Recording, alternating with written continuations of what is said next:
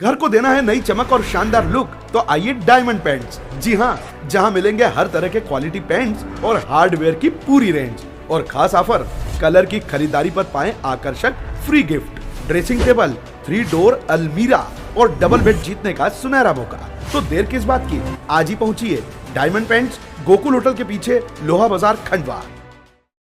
आज दिनांक 13 मार्च 2026 को सीमांकन के लिए आज खंडवा से पटवारी द्वारा यहाँ पर आए थे।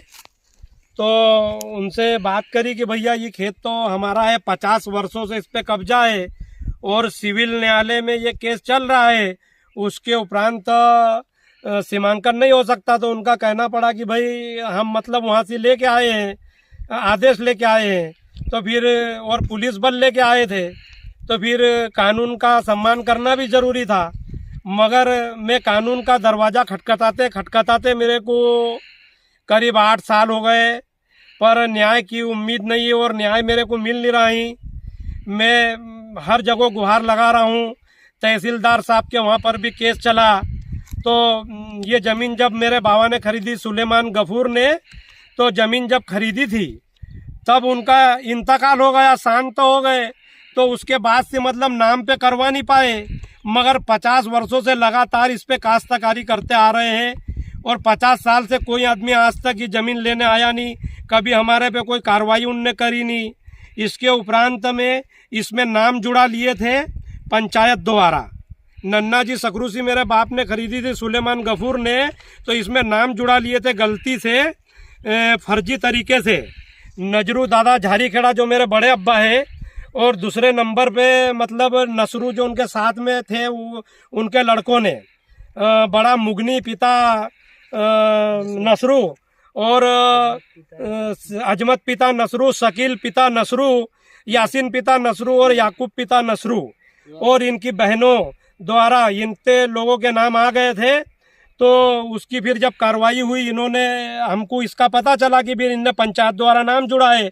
इसके बारे में हमने फिर सिविल में लगाया कि भैया देखो इसमें ये नाम कैसे इनके आ गए, ये आदमी पहले मर गया था, हमने नाम पे करा ही नहीं। 50 साल पहले हमारे पिताजी ने खरीदी थी, इनके नाम कैसे चले? तो पता चला कि पंचायत द्वारा इन्होंने नाम जुड़ाए हैं। तो पंचायत से भी कागज मंगवाया गया। सिविल न्यायालय में जब पता चला तो हमने पेश किया, सिविल न्यायालय ने बताया कि भाई कागज लेके आओ। पंचायत में उन्होंने क्या पेश करा था, तो पंचायत से जब मांगा गया कि इन्होंने क्या पेश करा भैया, तो तुमने इनके नाम वारसान की जगह पे जोड़ दिए। तो पंचायत ने ये कागज लिख के दिया। हमारे पास कोई सबूत नहीं है कि मतलब ये उनके वारसान है या वारिस है। हमारे से गलत जुड़ गया इनका नाम।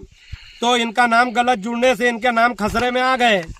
अब खसरे में नाम आ गए तो इन्होंने इनके नाम खसरे में आ गए, और खसरा नंबर बदल जाने से मुनीर बाबू की जो ज़मीन थी उसमें इन लोगों के नाम चले गए। अजमत, शकील, यासीन, मुगनी, नजरू, इनके नाम उसमें चले गए। मुनीर की जो वास्तविक ज़मीन थी, और मुनीर का नाम इधर आ गया जो नन्ना जी सकरू की ज़मीन थी।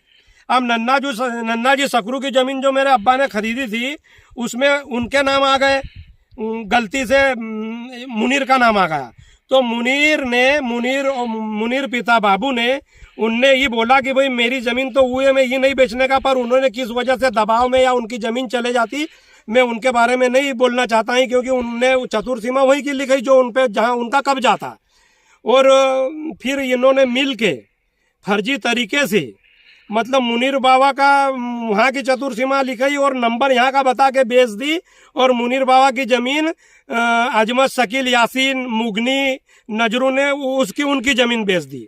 तो अब जब वह केस चलता है तो ये परेशानी होती है कि केस को अधिकारी समझ नहीं पाता है, क्योंकि नंबर पलट जाना, हमारी खरीदी के हमारे पास लिखा पढ़ी नहीं होना, 50 साल से कब्जा उनका देहांत हो गया, ऐसा केस हम सिविल में लड़ रहे हैं।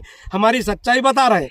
50 साल पहले हमारे पिताजी का नाम इस ज़मीन पे लिखा हुआ आ रहा है कि सुलेमान गफूर ने खरीदी है ज़मीन। तो उनका ये कहना पड़ता है कि नहीं भैया इससे कोई मतलब नहीं है, कालम नंबर 4 में खसरे में हमारा 50 साल पहले आ रहा है, आज तक हमारा कब्जा है। इनकी कोई सी ज़मीन पे अगर हम कब्जा करते हैं तो ये हमको करने देते क्या? हम सही जगहों पे अभी भी हमारी ज़मीन पे काबिज है, इसलिए 50 साल से कर रहे हैं। आज किसी की 1 इंची ज़मीन लेके देखो तो मर्डर हो जाते हैं। तो यहाँ भी मर्डर की स्थिति बन रही है, क्योंकि ये दूसरों को बेचते जा रहे हैं। बेचारे दूसरे लोग सीधे साधे ले लेते हैं, किसी को गाफे में लेके कोई दादागिरी से ले लेता है कि मैं छोड़ा लूंगा। तो यहाँ बड़ी स्थिति खराब चल रही है।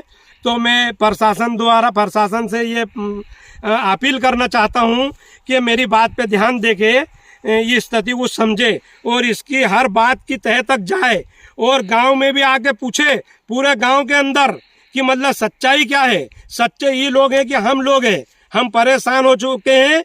और ये मैं आपको ये न्यूज़ द्वारा आपके सामने मेरी बात को पेश कर रहा हूँ कि इन बातों को जरा ध्यान दें।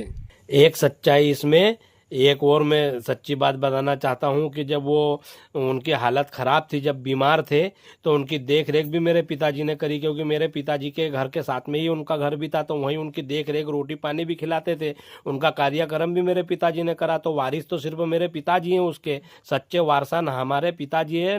सुलेमान गफूर ही उनके वारिस है मेन। तो